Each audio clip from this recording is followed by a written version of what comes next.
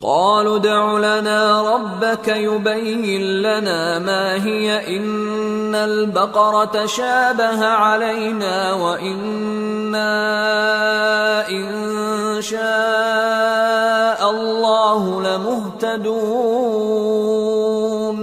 قال إنه يقول إنها بقرة لا ذلول تثير الأرض ولا تسقي الحرث مسلمة لا شية فيها قالوا الآن جئت بالحق فذبحوها وما كادوا يفعلون.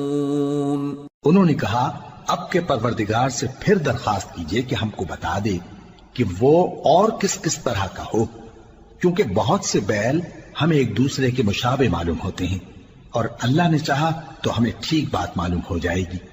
موسیٰ نے کہا کہ اللہ فرماتا ہے کہ وہ بیل کام میں لگا ہوا نہ ہو، نہ تو زمین جوتتا ہو اور نہ کھیتی کو پانی دیتا ہو، بے عیب ہو، اس میں کسی طرح کا داغ نہ ہو.